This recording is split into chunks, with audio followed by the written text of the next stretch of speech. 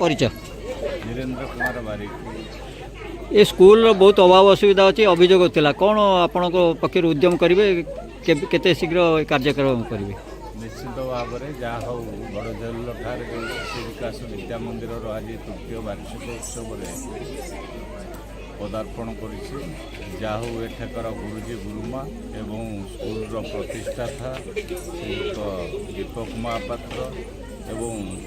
School संपादिका Priyadarshini Mahapatra एवं एठारे आसीथिबा आमर गुरुजी कहले अत्युक्ति भावने समस्तर गुरुजी जहाँ हूँ स्कूल को आगू नबारे अवदान अतुलनीय कहले चले एवं आम साथी सम्मानित अतिथि भाव में आमर श्रीयुक्त कविनारायण जेना विशिष्ट आईनजीवी एवं आज गोटाए कथा मुझे जरिया कहवाई चाहे जेहेतु ये जो प्रकार आज स्वीकृति प्राप्त पाई शिशु विकास विद्या मंदिर जहाँ अशेष अशेष कृतज्ञता एवं अभिनंदन जनाऊँ शिक्षा अनुष्ठान को जहाँ ये पवित्र शिशु मंदिर को आगू को बढ़ाई किंतु गोटे कथा जेहेतु आम पूर्व द्वितीय वार्षिक उत्सव आसीलु निश्चित भाव में अनुदान दि जाए रोषघर जेहेतु पिलामानकर खायापाई असुविधा होता रोषघर 3 दिन भितर मुझे कार्य आरंभ हम आउ तापर रहा आमर जो जगार आम ढाई मु प्रतिश्रुति निश्चित भाव में देती आवा मासक भितर आम यार कम्युनिटी सेंटर माध्यम यही जो जगार ढाई ताकू केमती सुनछात पकई कलम फिलर करके निश्चित आगू बढ़ाई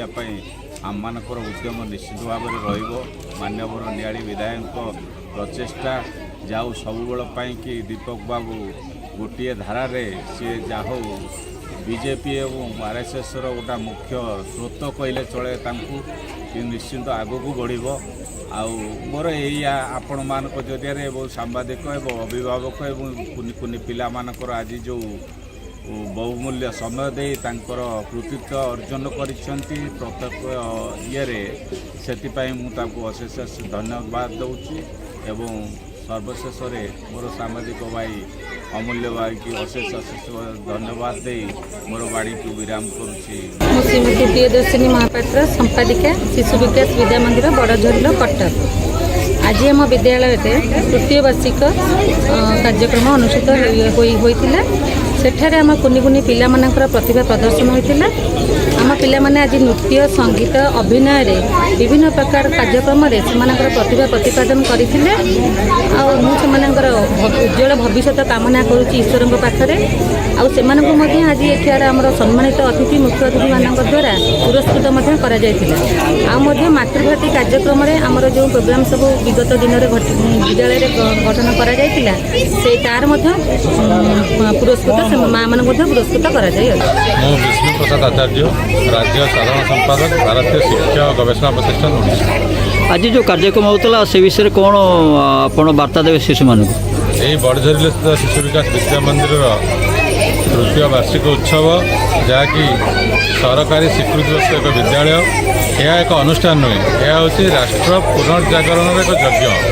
ये भल मनीष या आम लक्ष्य अटे तेणु यही अंचल विद्यालय आगामी दिन में बहुत भल भल मनीष या आशा रखीचु। निश्चित रूपे भारतीय शिक्षा और गवेषणा प्रतिष्ठान जहाँ योजना रखी सारा राज्य में भल मनीष आम प्रथम लक्ष्य बर्तमान पिला जो शिक्षा विकास परिषद ये शिशु विकास विद्या मंदिर ये तृतीय वार्षिक उत्सव एवं सबुठ बड़ कथा है 3 वर्ष धरी अनुष्ठान हेले से सरकार स्वीकृति प्राप्त अनुष्ठान एवं 8म श्रेणी जाए जो सरकार जो स्कूल प्रति जो अनुदान प्राप्त स्कूल प्रति जहाँ रही एवं स्वीकृति प्राप्त अनुष्ठान हिसाब से पिला अध्ययन कर आगामी दिन में ये स्कूल भविष्य अति उज्जवलमय पाखाखर जो गार्डियन मैंने आंतरिक साधुवाद जनाऊँ सहयोग रहा दरकार एवं ये पिला माने प्रकृत में भविष्य में भल मनीष हे तार आभास आम पाचु। शिक्षा व्यवस्था अत्यंत श्रृंखलित और परिमार्जित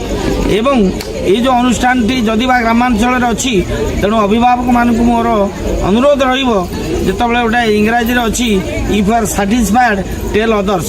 if are dissatisfied tell us. ତାମାନେ ଯଦି ପିଲାଙ୍କର କିଛି ସମସ୍ୟା ରହିଛି କର୍ତ୍ତୃପକ୍ଷଙ୍କୁ କହିବେ, ଯଦି ସାଟିସ୍ଫାଏଡ୍ ଅଛନ୍ତି ଅନୁଷ୍ଠାନ ଠିକ୍ ଚାଲୁଛି ଅନ୍ୟମାନଙ୍କୁ କୁହନ୍ତୁ, ଅନ୍ୟମାନେ ଏଠି ଆକର୍ଷିତ ହେଇକି ଅଧ୍ୟୟନ କରନ୍ତୁ। ଆଗାମୀ ଦିନରେ ଦୀପକ ବାବୁ ଯାହା କହିଲେ ଅନୁଷ୍ଠାନର ଯେଉଁ ସ୍ରଷ୍ଟା ଓ ପାଳନକର୍ତ୍ତା ଆମର ମ୍ୟାଡ଼ାମ୍ ମଧ୍ୟ ଅଛନ୍ତି, ପ୍ରିୟଦର୍ଶିନୀ ମ୍ୟାଡ଼ାମ୍ ଯିଏ ସମ୍ପାଦିକା ମହୋଦୟ ଅଛନ୍ତି, ତେଣୁ ଏ ବିଦ୍ୟାଳୟ ନିଶ୍ଚୟ ଆଗକୁ ଯିବ ଏବଂ ଏଠି ଯେଉଁ ଛୋଟିଆ ଦ୍ରୁମଟି ଗୋଟା ବିଶାଳ ଦ୍ରୁମରେ ପରିଣତ ହେବ, ଗୁଳ୍ମଟା ଗୋଟାଏ ଦ୍ରୁମରେ ପରିଣତ ହେବ। ଏ ଅନୁଷ୍ଠାନ ଏକ ଆଦର୍ଶ ଅନୁଷ୍ଠାନ ହେବ। ମୁଁ ସମସ୍ତଙ୍କୁ ନିବେଦନ ରଖିବି ଯେ ସମସ୍ତେ ଏ ବିଦ୍ୟାଳୟ ପ୍ରତି ଆକର୍ଷିତ ହୁଅନ୍ତୁ, ଏଇଠି ଆଡ଼ମିସନ୍ ନିଅନ୍ତୁ ଏବଂ ତାଙ୍କ ପିଲାଙ୍କୁ ଭଲ ଭାବରେ ଭଲ ମଣିଷ ଗଢ଼ିଥାଉ।